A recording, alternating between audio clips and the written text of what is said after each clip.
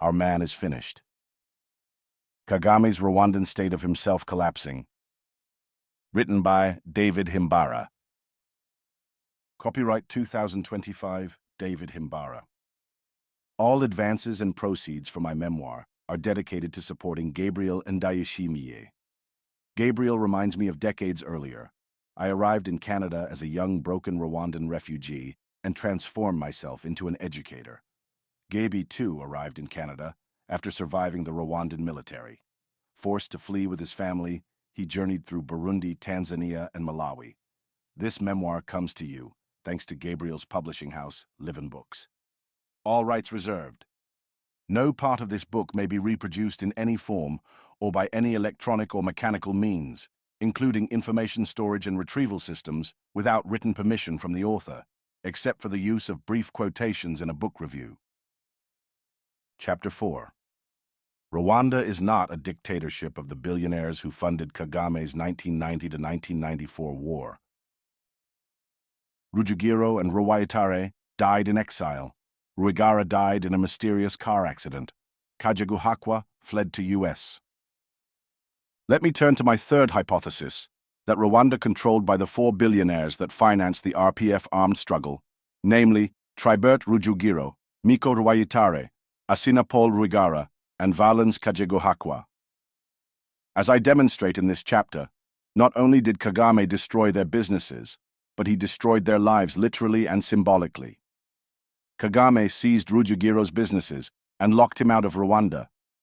Rujugiro died in exile and was buried in South Africa. Rwayitare died in exile and was buried in South Africa. Ruigara died in a mysterious automobile accident in Kigali. Kajeguhakwa went into exile in the US. I begin this chapter with President Kagame's speech in the Rwandan parliament on June 25, 2015. We have Rwandans who are out there who exiled themselves under all sorts of claims, but all of them have cases to answer here. One of them used to work for me, and the only thing he can talk about, the only thing he can pride in, is having worked for me. That's the only thing, nothing else. And he ran away twice. He deserted and asked for mercy to come back to work. We allowed him to return, but he worked for some time, got into another mess, and ran away again. But when he is out there, this is the man Himbara. You hear of him every day, even yesterday he was on the radio. They want to hold in esteem the Africans who the Africans don't respect at all. They are the ones they respect. Like these fellows I was talking about, criminals, petty criminals and thugs, literally. These Himbaras and their sponsors. There is a man who used to be a businessman here called Rujugiro. We found out he was the one who financed the hearing which Himbara had in another friendly country. Himbara appearing anywhere to talk about Rwanda, can you imagine? Why don't they invite one of you to go and talk about Rwanda? Why do they invite Himbara? Because he has a bad story to tell about us. At the time made this speech, Kagame had revoked Rujugiro's and his family's Rwandan citizenship. The most absurd thing I have seen in my entire life was the cruelty of Kagame and Kajiguhakwa reincarnated towards Rujugiro. The climax of the Kagame's cruelty towards Rujugiro and his family was the illegal and insane act. President Kagame revoked the citizenship of Rujugiro and his family. By nullifying their citizenship, Kagame locked Rujugiro and his family out of Rwanda. I can vision my readers asking me at least 4 questions. 1. Was Tribert Rujugiro not born in Rwanda? 2. If so, how can the Kagame government revoke a citizenship by ancestry and therefore a native-born Rwandan? 3. What did Rujugiro do to drive Kagame insane to the extent of resorting to such a primitive illegal act? 4. How did this ugly chapter end? Tribert was born in Nyanza in the southern province of Rwanda and moved to Burundi as a teenager, who subsequently built a $500 million business, the Pan-African Business Group, with businesses in 12 African countries and Dubai. Fred Rwigara is the person who introduced Rujugiro and Kagame during the 1980s when the 2 younger men were engaged in the Ugandan Bush War, 1980 to 1986. Rujugiro became a greater admirer of Rwigara's leadership and discussed extensively about reclaiming their Rwandan homeland. Rujugiro saw Kagame as a loner who spoke very little, and hardly engaged with him in any substantive conversion. An unexpected turn of events in 1981 to 1982 connected Kagame and Rujugiro. Uganda's President Milton Obote ordered the Rwandan refugees out of Uganda, savagely dumping them at the Rwanda-Uganda border. However, the Rwandan regime of Juvenal Habyarimana would not let the Rwandan refugees into their homeland. The refugees were trapped in the no-man's land between Uganda and Rwanda. The Kagame's family was among the hundreds of the Rwandan refugees trapped at the border. To rescue his family from the border chaos, Kagame turned to Rujugiro for help in securing safety and transportation of his family to safety.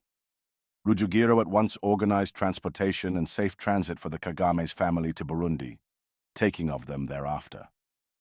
The Kagame family became part of Rujugiro family. Rujugiro's cousin married Kagame's sister. Rujugiro took care of Kagame's family until they safely returned to Rwanda after the Kagame-led rebel army defeated the Habyarimana regime in 1994. In Tribert Rujugiro, Rwigara had found a dedicated supporter both in monetary terms and a father figure supporting a cause that would result in a united, peaceful and democratic Rwanda. When Rwigara passed, Rujugiro continued to support the RPF and its new leader, Paul Kagame. When the RPF took power, Rujugiro became the chairman of its Economic Commission. He invested in Rwanda, including his $20 million shopping mall, the Union Trade Center UTC. However, Rujugiro was soon alarmed at the direction of Rwanda under Kagame, and especially the reputation of his wife, Kajeguhakwa, reincarnated. The Kagames grabbed a 43-hectare farm when the president was restricting land ownership for the rest of the country. He was purchasing and flying in luxurious jets and taking relentless global trips. Nyiramongi demanded that Rujugiro build the Kagames a mansion at their Lake Muhazi shores, which he did at the cost of $5 million. Then Kagame and Rujugiro collided. Big time. The ruling party's Crystal Ventures was grabbing businesses while suffocating private businesses. At the time, Rujugiro was chairman of Rwanda's Chamber of Commerce, as well as Rwandan Investment Promotion Center, a government entity. Rujugiro demanded to know from Kagame how he would make Rwanda a prosperous nation if the ruling party was crowding out private investors and foreign investors. Kagame told Rujugiro that he would not take any orders from anybody, ordering Rujugiro to get out of his office. The rest is history. Rujugiro flew to South Africa to resume his businesses across the continent and the Middle East. But the drama was to take an even worse turn. Kagame presents himself and his government as incorruptible in a region that is considered most corrupt. But on close examination, it becomes evident that his reputation is based on false branding. No government in East Africa can fraudulently seize private companies as Kagame does. The Kagame government is a ruthless predatory and routinely grabs private companies at free will. That is exactly what happened after Rujugiro left Rwanda in 2009. I vividly remember Rujugiro calling me on the phone, telling me to urgently meet him. On meeting him, he bid me goodbye with these words I will never forget. "Himbara, you are my best friend. You and I have supported this government day and night. But I am telling you, this is not a place for you and me. Get out of here before the worst lands on your shaven head and crashes you to death. I will be waiting for you in South Africa, where you and I have homes and places to pursue our passions with real results." A few months later, I fled to South Africa to watch Kagame's dramas from afar. What we saw from the safety of South Africa was this. Kagame seized my friend's $20 million shopping mall. Kagame had been the guest of honor when the mall opened its doors. And then, out of the blue, Kagame government announced in 2013, claiming that UTC was an abandoned property. You heard me right. The government lied in broad daylight that UTC was an abandoned property, a company that was a legally incorporated enterprise in Rwanda, and a good corporate citizen hosting 81 companies that employed 400 people. The government then revoked the citizenship of Tribert Rujugiro, stripping a citizen of his birthright. From October 1, 2013, UTC tenants were obliged to pay rent to a government commission in charge of abandoned properties. There were more surprises to come. On August 24, 2015, the government declared UTC a tax defaulter. Shamelessly, the government was the manager and custodian of UTC. Now, here was the manager declaring himself corrupt. What did the government do with the rents from UTC if the money was not being used to pay taxes, among other things? Kagame was to embarrass himself over the UTC case. Kagame became a sore loser against Rujugiro, an honorable man who had saved Kagame's mother and daughter as discussed in this book, and a man who had put Kagame in power and built Kagame's mansion at Lake Muhazi. After Kagame seized and auctioned off Rujugiro's $20 million Union Trade Center, Rujugiro filed the case at the East African Court of Justice, EACJ. Kagame lost. EACJ ordered the Kagame regime to compensate Rujugiro for lost income and damages, after the court ruled that the Rwandan government's seizure and auctioning of UTC was illegal. Listen to this. Kagame performed the most laughable thing. If Kagame was not a politician, he could have entered the world's biggest liar championship. Regrettably, politicians and lawyers are not allowed to compete. Held annually at the Bridge Inn at Santon Bridge in the UK, each would-be liar is given 5 minutes to tell the biggest and most convincing untruth they can muster. But if you are a lawyer or politician, unfortunately, you won't be able to take part, as people practicing these trades are judged to be too skilled at telling porkies. A British man by the name of Johnny Liar Graham took the title for the world's biggest liar 7 times. His tales included traveling under the sea in a wheelie bin and Germans invading Britain to capture digital TV decoders. This is the lie Kagame concocted after losing the UTC at the EACJ. A Rwandan court convicted Rujugiro to a 10-year prison sentence and a $2.2 million fine for stealing money from UTC. Put another way, the Rwandan court charged Rujugiro with stealing from Rujugiro, sentencing Rujugiro to a 10-year imprisonment. This was Rujugiro. It is now 8 years since the Rwandan government illegally seized my business. But we are patient. As is often said, the wheels of justice turn slowly, but grind exceedingly fine. UTC shopping mall will be reclaimed by its rightful owners in accordance with the rule of law. The truth always prevails. Madame Anatalia Rujugiro added humor to the story at Kagame's expense. UTC and our home taken from us do not have wheels. If we pass on before we recover them, our children and our grandchildren will have roofs over their heads. The story of the other 3 billionaires who funded the RPF was much worse than Rujugiro's business catastrophe. Assinapol Ruigara died in a mysterious accident in Rwanda. Here is the story of Ruigara. Assinapol. Ruigara, a successful businessman, took a risk and supported Kagame and RPF during the regime of General Juvenal Habyarimana. Assinapol Ruigara remained a successful businessman during the Kagame regime, investing in a hotel, real estate, and tobacco industry. Assinapol Ruigara, like almost all other leading Rwandan businessmen, routinely fall out of Kagame's favor. Some these businessmen flee Rwanda, but Ruigara stayed in Rwanda. Assinapol Ruigara dies in a mysterious automobile accident. The Rwigara family asks Kagame to investigate Assinapol Ruigara's mysterious death. Kagame responds by demolishing Ruigara's hotel in Kigali. Diane Ruigara, Assinapol's daughter, decides to run for the Rwandan presidency. Kagame disqualifies Diane Ruigara from running for Rwandan presidency and locks the Ruigaras in their home.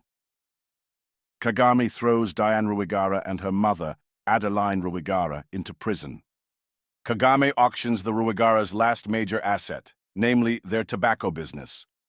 Anne Ruigara, the last CEO of the Ruigara businesses, dies mysteriously. Kagame seized Valen's Kajeguhakwa's businesses, forcing him into exile in the United States. When Kagame attempted but failed to extradite him in 2004, the Kajeguhakwa's family, who were already in the U.S., published this statement on August 26, 2004. Statement written by Kajeguhakwa's family attorney. Date: Thursday, 26th of August, 2004. To whom it may concern. Rwandese dissident Valens Kajeguhakwa was arrested in Naples, Florida by the United States government as the first step in his being sent back to Rwanda to face persecution and certain horrible reprisals, which will be visited upon him solely because he spoke out against his governments, a right we take for granted in the United States. His arrest represents a terrible failure in policy, or an error that must be corrected. Mr. Kajeguhakwa was a leader in the Rwandan Patriotic Front, a group that fought to stop the government-backed 1994 Rwandese genocide, while the rest of the world, including the United States of America, sat back and watched 800,000 people die in the most brutal mass slaughter in modern times. The RPF sought to end the genocide and bring democracy to Rwanda. Nevertheless, upon the RPF's seizure of power, its leader, Mr. Paul Kagame, far from bringing democracy and freedom to Rwanda, became intoxicated by power and molded himself into yet another in a long line of entrenched, autocratic, despotic African rulers. Rwanda is today a one-party state where basic human rights and civil liberties are a luxury only provided to Kagame and his inner circle, and anyone who dares speak critically of Mr. Kagame will find himself hunted and persecuted, as Mr. Kajeguhakwa has been for the past 10 years. Mr. Kajeguhakwa, for voicing his opinions on the necessity for democracy and reform in Rwanda, was driven from his home where he left everything he owned and knew behind to live in relative poverty in America. While here, Mr. Kajeguhakwa has been a dissident voice in exile, working for change in his native land. He should be an inspiration to this country, not its prisoner. To attempt to discredit him, the Kagame government fabricated charges of theft, which are laughable on their face. The charges against him are false, fabricated by the Kagame government in order to silence one of its critics in exile. The American government? Its cooperation with the Rwandese government in arresting Mr. Kajeguhakwa holds no more moral authority than if America had sent Alexander Solzhenitsyn back to the USSR so that he could perish in a gulag instead of serving as a beacon of freedom. It is ironic and abhorrent that the United States of America purports to value freedom, human rights, and civil liberties, yet when it is politically expedient, it lies in bed with brutal dictators to suppress those very freedoms. Mr. Kajeguhakwa fled to the United States with the belief that it would embrace and shelter him from political oppression. It is apparent that an error or a horrible failure in policy has led to his arrest. Mr. Kajeguhakwa should be treated as a welcome guest in the United States and should not be served on a silver platter to a government that is wholly dismissive of political and human rights. The story Miko Rwayitare was pathetic. Rwayitare was a Rwandan-born billionaire who became known as the father of mobile telecommunications in Africa. Miko made the first cellular phone call on the African continent in 1986 and founded Telecel Telecommunications Company. Growing up and educated in Congo, he moved to Johannesburg, where he lived in one of the city's most expensive mansions on Sandhurst's Oxford Avenue. In 2001, he purchased the Mont Rochelle winery, making it was the first black-owned wine estate in South Africa. After supporting Kagame and the RPF struggle, Miko wanted to invest in Rwanda as soon as possible to help build the country. He purchased Hotel des Mille Collines, on which the film Hotel Rwanda was based. The Kagame-Rwayitare battle began with a third party, the American tech entrepreneur Greg Weiler. Kagame invited Weiler to bring broadband to Rwanda. Weiler set up his firm, Telecom, as a vehicle to provide broadband across Rwanda in 2004.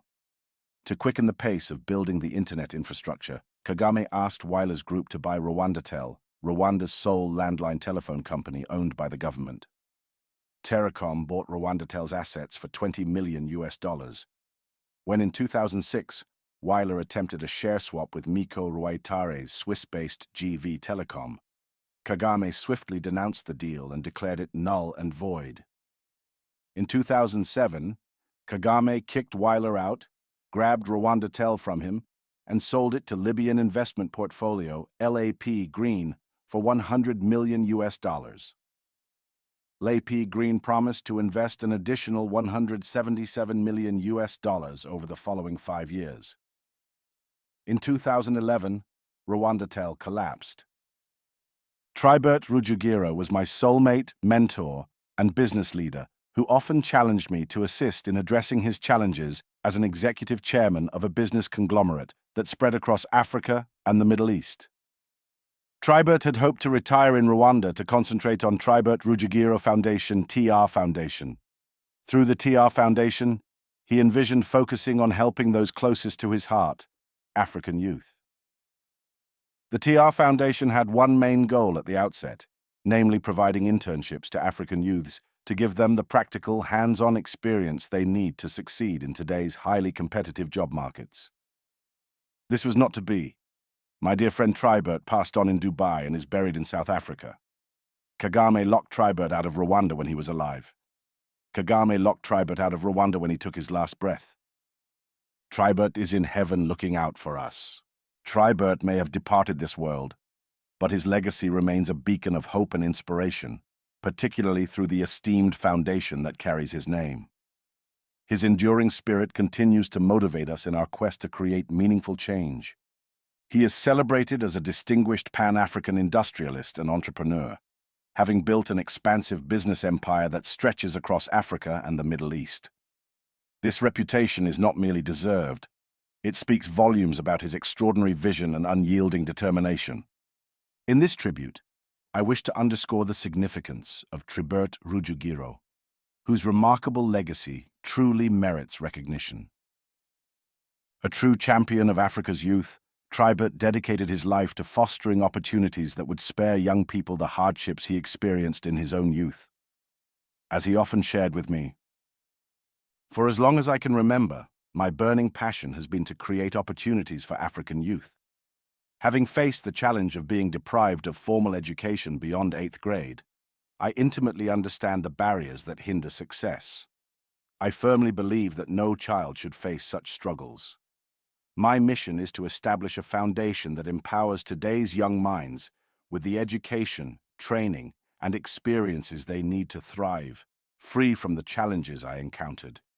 Together, we can forge a brighter future for the generations to come."